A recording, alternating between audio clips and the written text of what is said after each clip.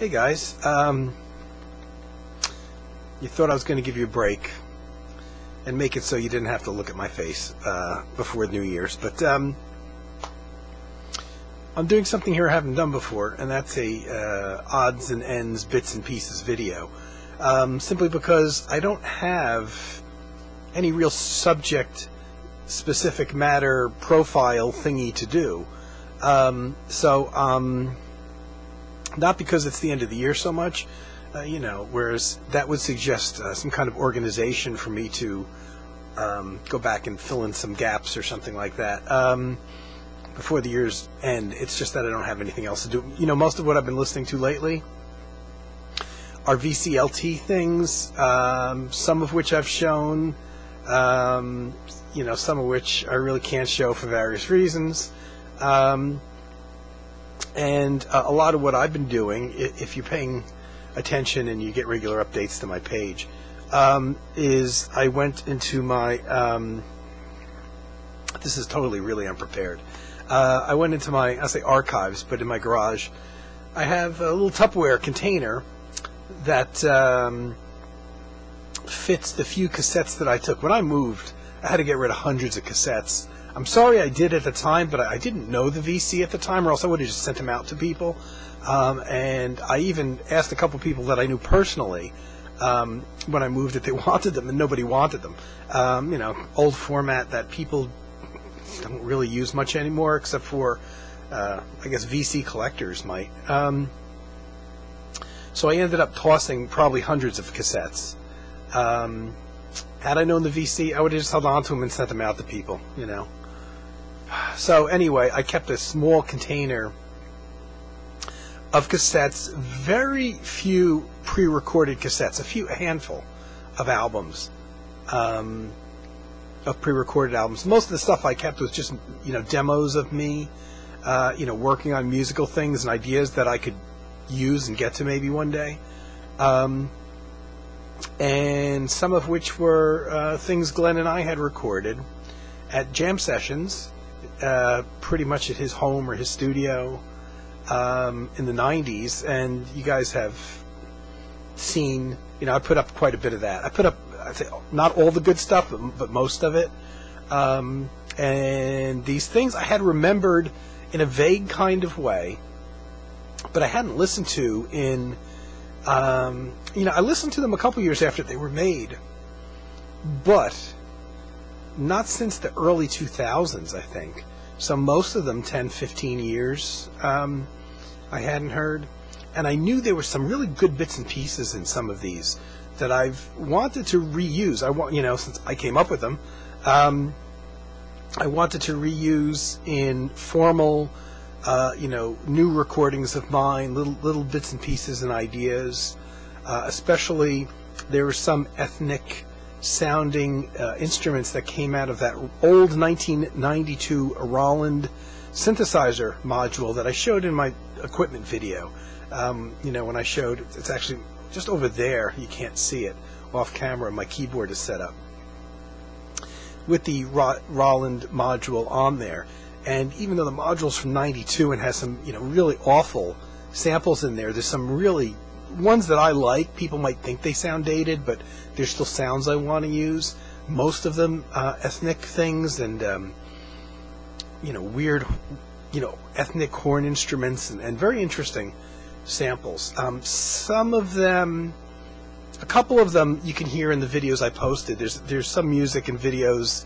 There's some music that I didn't post in videos that are better examples of the things that I want to kind of revisit. I've always wanted, I knew there were bits and pieces that were really good that I wanted to write into a formal piece of mine that I've never got around to. Now those are dumped in my computer, and I am going to use the ideas. Probably not the chord changes and stuff, because it take me forever to figure them out, even if I could figure them out, which I probably can't. But like in terms of arrangements and the sounds, one is supposed to be a sitar sound. It doesn't really sound like a sitar, but it sounds like a kind of instrument. It creates a nice drone if you hit a bass note, and you solo over it, you know, using the same setting. So it's this kind of exotic sound, kind of based on a sitar, but doesn't really sound like a sitar, that I always knew I wanted to use. And yeah, there's some things that I kind of made up there that really, really worked, that I want to use in a formal composition of mine, and you know, a formal recording. And there's like 2 of those. I didn't put those up. I might some days. There's a lot of in those. There's a lot of mistakes. So the actual thing to listen to might not be that great, and it might be choppy, and you know, because it's like you're working out ideas live, kind of. So to listen to, they're not. You know, they were just improvisations. They were not as finished sounding maybe as some of the things I put up. I mean, I know the things that I put up have mistakes in them, but overall the vibe, I think, worked for them. So if you kind of don't listen too critically, you can enjoy the mood. These other things are more like really good sketches of ideas, but the sketches themselves don't really work, so I didn't put them up. You know, and I may someday, you know, so if I actually get to the point where I re-record these things into a formal recording, and the recording gets out into the world, then I might put up the ideas that I took from, so you could see them. And it's weird because, you know, when I realize it now, you know, that I'm going to reuse these things, and I realize, holy crap, you know, there's a lot of time. You know, I'm using ideas that things I came up with over 20 years ago. That kind of blows my mind in a way. You know, that sometimes, you know, when I'm at home by myself and I'm just improvising on a guitar or something like that, I don't record it. And you know, unless it's something I intend to put up here, like I've done recently. You know, and then, you know, I would always record Glenn and I. There might be more things too, but I don't know. The cassettes that I have that were Glenn and I improvising, I labeled. I have a lot of cassettes that aren't labeled, and I don't know what's on them. It could be Glenn and I playing, but I thought I was pretty careful with labeling those, so I don't even know what's on them. I got to go through those. So I spent a lot of my time going through those cassettes, and not so much really focusing on, you know, listening to stuff. Now in the background there, trying to clear up loose ends, and this didn't really work. Here's a neon clock that I bought that I wanted to show, but you can't see the artwork on it. So what I'm going to do is, when this video is done at some point, I got to get a camera closer to the clock so you can see the artwork on there. It's the one splurge that I bought when I moved in here, when I still had a good job.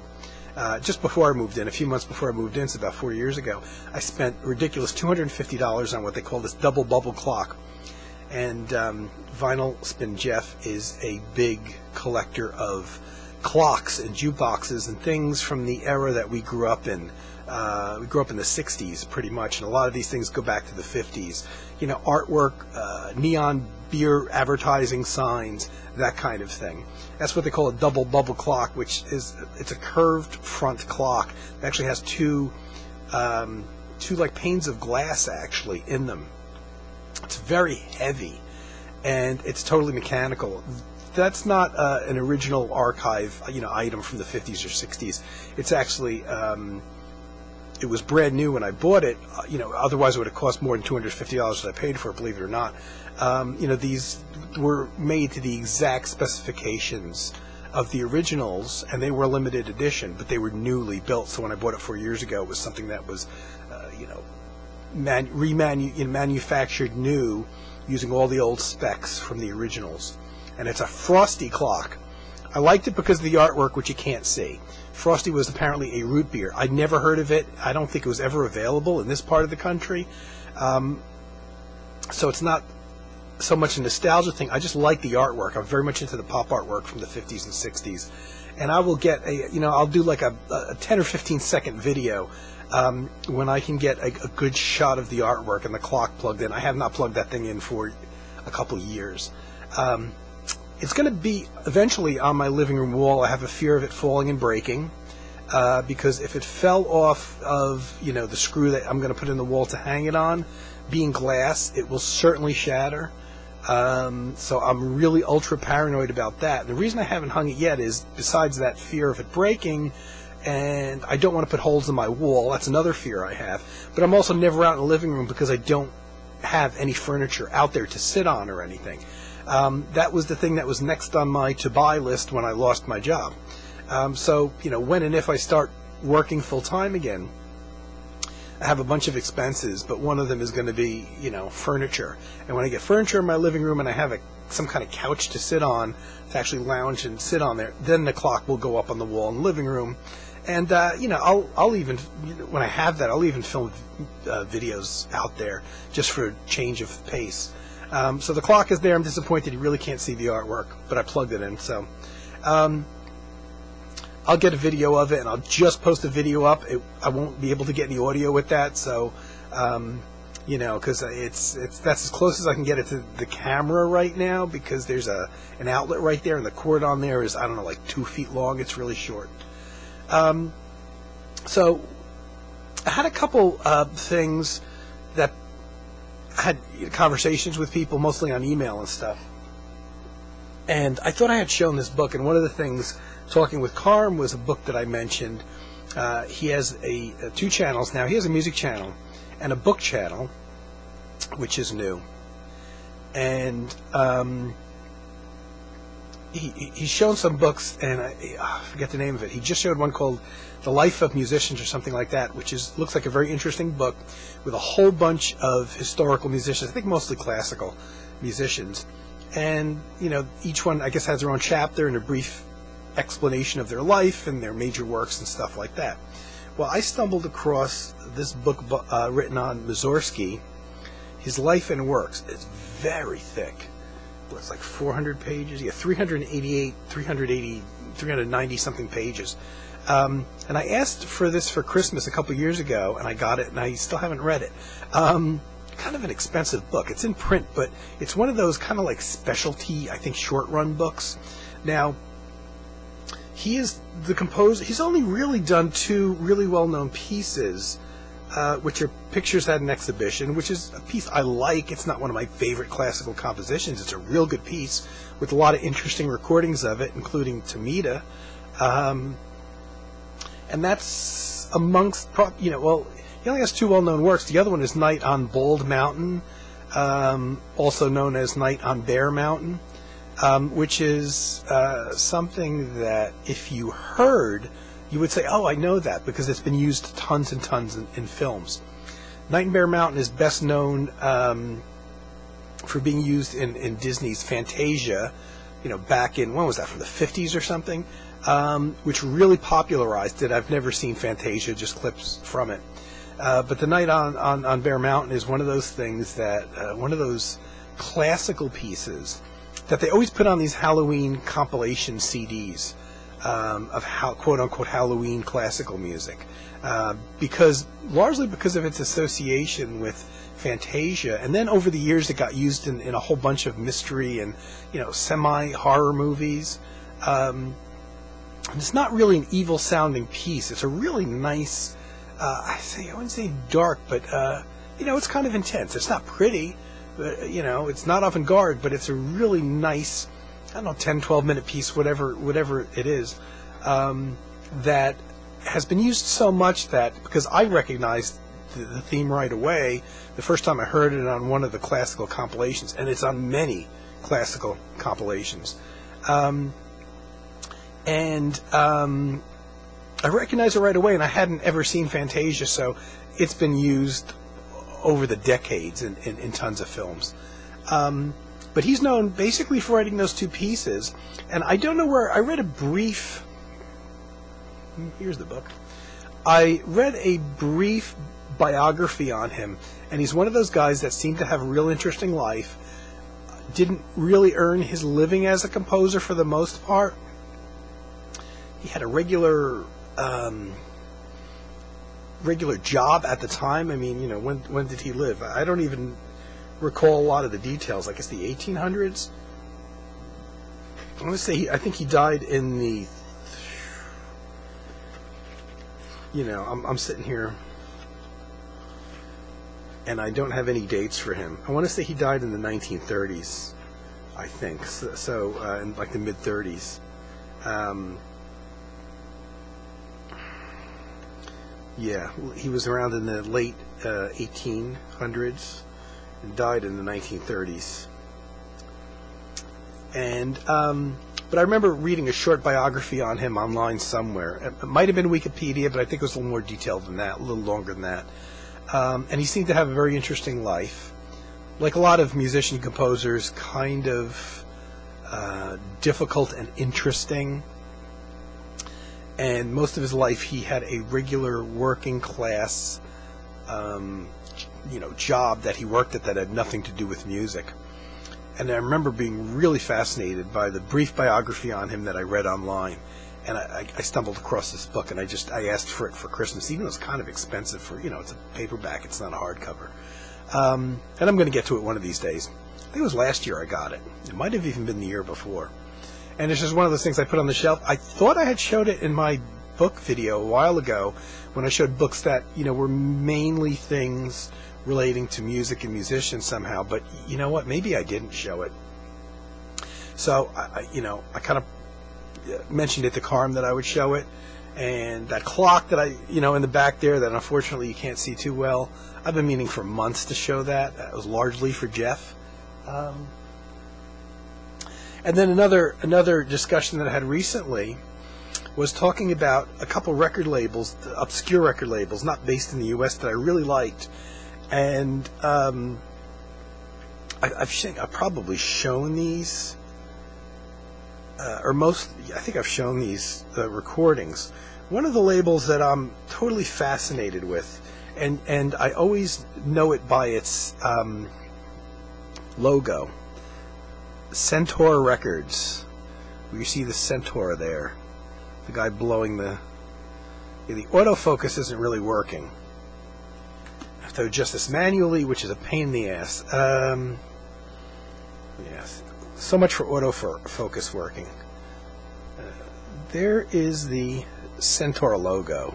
You can see the man, the part horse or part whatever, blowing the trumpet.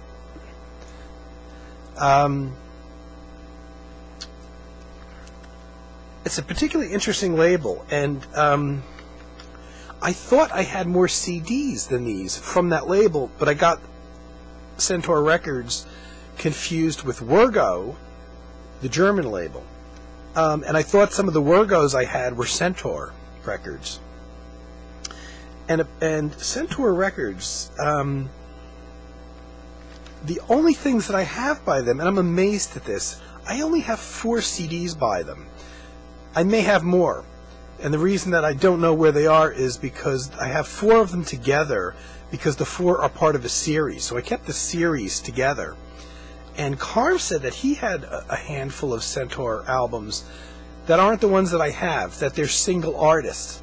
And pretty much with one exception, all of the Centaurs that I have, like I might have others that are by one musician instead of a group of musicians. But the 4 that I have are part of a series. And looking at it, I initially thought Centaur was a European label. But it's not. It apparently is an American label because all of the music on it are from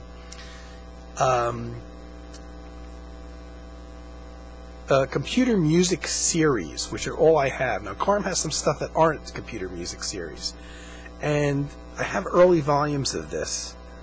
The CDCM Computer Music Series Volume 2. This is very avant-garde stuff.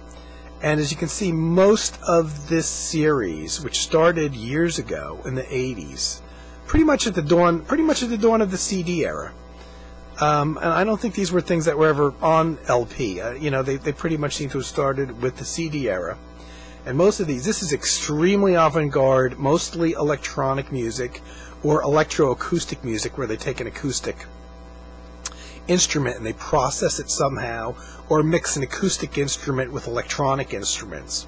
And most of this series, which I'm totally enamored with, have multiple composers, and they have 1 or 2 pieces by each composer. So this one is Richard Teitelbaum, which some folks may know because he's fairly well known amongst this, this avant-garde, computer-generated avant-garde composers. He's worked with a lot of other people, including people from the jazz world. This one is, there's a piece called Golem 1 for Computer Music Performance System. It's almost 19-minute piece. The Martin Bresnik composition is an early thing for a MIDI computer from 1987, which is actually, it's composed by Martin Bresnik, but performed by Neil B. Rolnick. That's like a 12-minute piece. Then there's a piece by Neil B. Rolnick, doing one of his own pieces, which is another 12.5-minute piece that Neil Rolnick himself performs, and Richard Bates, Kaleidocycles for Synclavier, which is pretty much a new synthesizer at that time, and the Scott Lindcroft, another piece called Syntax for Synclavier. And both those last two pieces are from 1985, which is fairly early in the life of the Synclavier. So, and this is the way it goes. Very avant-garde stuff, but I love this. Now, this series, I have the early ones by. But this series, and most of these early ones are out of print now. And I have to wonder how many copies of these they sell. I can't, and this isn't knocking it, but this is such a small audience for these. I can't imagine that there would be any more than a couple thousand copies of each one that were actually sold. Here's a volume 7 that again has Neil Rolnick, the late great Pauline Oliveros, Julie Cabot, which I hadn't heard from before, and Barton McLean and Joel Chatterby, who I had heard before. And again, these are anywhere from 8 to 12 to 15-minute pieces, all involving computers somehow. The Neil B. Rolnick piece is called Vocal Chords, and it's for voice and digital processors, so they process the voice in odd ways. Pauline Oliveros is kind of well known, but her piece is actually for digital sampler. I don't believe she's actually playing her accordion on this one. And there's early MIDI stuff on here for MIDI and computer. And this stuff is really avant-garde, really out there. That's number 7. I got to think, I looked at these not that long ago, and they were up to volume 40-something. Some of these volumes, I don't know if they just do an initial printing and then they go right out of print. Some are definitely out of print, very, very, very expensive, even though they appear to be domestic releases. And I have a couple that kind of break a little bit from their norm. Volume 19 is dedicated to just one specific composer, Larry Austin. As you can see, pieces he wrote from 1967 to 1994. They are performed by, in this case, David Tudor, and several other people, the CBC Radio Ensemble, Robert McCormick, J.B. Floyd. So, but it's kind of an overview of Larry Austin's music, and not a compilation of different pieces by different artists, even though it is performed by different artists. And these are recordings. The actual recordings can be from different years. And in some cases, Austin himself appears on the tracks, but on most of them he doesn't. So that's kind of different. My favorite one, though, which I know I've shown this before, and this is weird because I picked this one up only because, initially I liked the cover. Now, I love the avant-garde music. I love avant-garde electronic music anyway. I would have picked it up anyway. But I can remember years ago where I was and what store I bought this in at the time. I think it might have been the first one I ever bought. It's volume 4, and again, this one is very different because, like I said, most of these are multi-artist, different pieces by different composers and performers. I've shown this before, David Rosenboom, Systems of Judgment, which is the best one I ever picked up. It's the thing that turned me on to David Rosenboom. I love the cover, simple as it is. It's one big long piece that's about 64 minutes long. And so it's quite unusual in that it's a single performer, single composer, and really a single piece for the entire seven selections on the album are one essentially big piece. And it's an avant-garde blending of, there's some violin and some piano in here, but there's a lot of processing. If you could ever get a hold of this album and you have any interest at all in avant-garde, abstract, experimental music, this is easily my #1 ever that falls into that field. It actually is supposed to be like a musical representation of the beginning, the start of I guess, the Earth, or life on a planet, you know, from the primordial sludge all the way to, I guess, modern man. And, you know, and it's very abstract, it's completely instrumental, you know, there's no vocals or anything like that, but man, it really does, like, when you hear the beginning of it, you can hear, it really sounds like the birth of the world, like everything is kind of messy and you can't pick out instruments, and then as time goes on things become clearer as life develops, you know, plants and whatever on the planet. It's such an amazing piece, and I've bought a couple David Rosenboom things since then which haven't held up as well. Well, they don't do it for me as well, but this is the way this thing floors me is I couldn't expect anybody to exceed this. And this is 1988. This was recorded from January 87 to May of 1988. So it was a big work. And early use of an Apple computer even in this. And this was released in 89. And this is the thing that the cover caught my attention. Then when I read what it was, the computer music thing, I think this was my first purchase of a Centaur thing. I would love to have the whole series, which is 40 something now. Some of them got really expensive because they go out of print real fast. And I thought I had many more until I looked in my pile, because there's a whole nother series that's very similar to this, of kind of, you know, modern electronic music artists and multiple artists on CDs that were on the Wergo, the German label, and I thought some of the Wergos were Centaur records. I'm not even sure if I have any other Centaur records. These happen to be together because they're part of the same series. And I was going to show the Wergo things, but it's running too long, and I'll do that in another video. I don't know if I'm not sure if I have any other Centaur things. If I do, they're not a part of this series, and I can't imagine what they are. Now, Carm says he has things that are Centaur records, and it's only folks in the VC that are crazy about music that even pay attention to this record label stuff. But according to, I think what Carm, if I can recall correctly what Carm was saying, the Centaur things aren't this like avant-garde electronic stuff. They're a bit more mainstream music, so I'm curious what he has. I didn't put music on the background. I was going to put Mussorgsky on the background, but I've tried to play Mussorgsky on classical compilation albums as background before, and I got copyright notices. And I don't know about this stuff. I might get copyright notices on this too. So I opted not to put any music on in the background.